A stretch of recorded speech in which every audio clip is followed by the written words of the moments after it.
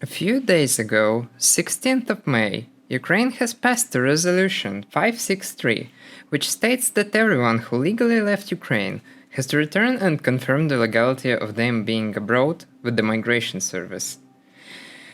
It applies to those who have a military registration. Now that's clearly a human rights violation.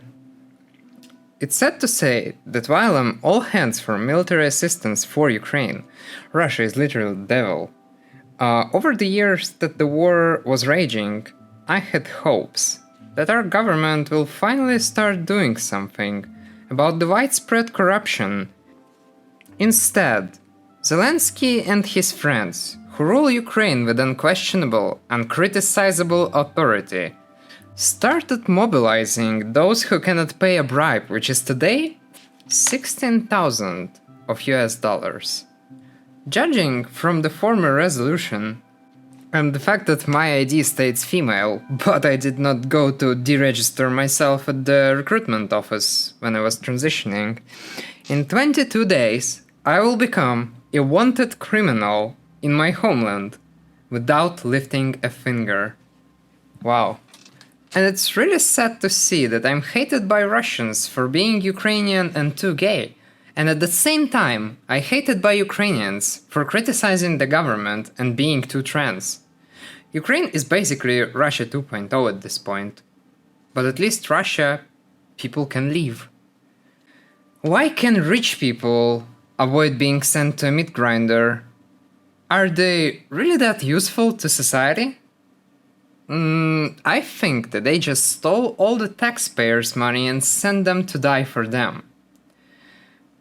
Ukrainians are not the people I identify with, just like any other nationality. And what is happening is not covered by Western news, because Ukraine needs support to be a meat shield for the rest of Europe.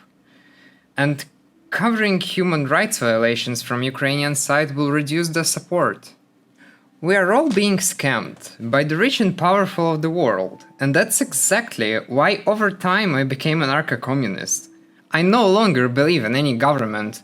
Those institutions will strip us of our rights as soon as they feel threatened, and the rich will buy an exit out of any situation. In Ukraine, being a leftist is really controversial, because of lots of reasons. But mostly, you will get conflated with those red fascists who want to restore the USSR. People unironically punish others for speaking Russian language in public now.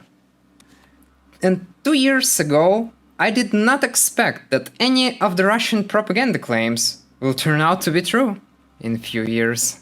But we really are the North Korea of Europe now. It saddens me immensely that while all this is happening, we have to support Ukraine with more weapons and maybe even a military intervention. Just because Russia is more dangerous and will cause even more suffering if it wins. The situation is really very dire. But I don't believe that I have to die for a government that did everything to leave me as disabled as I am now, with my health conditions. No one has to die if they don't want to. What Ukraine is doing right now will make it lose lots of citizens. And truly, our country never had a president that wasn't a corrupt asshole. And for some reason, I can't wrap my head around people still defend this way of doing things. Imagine, unironically, naming your child Bayraktar or Javelin. I think I might be the freest person right now. I have nothing to lose, and I'm hated by both sides. But I don't hate them really, even though they are my ideological opponents. I have compassion towards their human nature of ignoring the problem until it hits them. But for some reason it really fucking hurts. We as humans will never understand each other perfectly. We can only approximate and compare what we feel with what others feel. So, if you don't have an 8-year gap in your resume, you might not understand my frustration with my homeland. Now, I value friendships more than any identity or country, because my autistic tribe transcends countries. This is the end of my rant.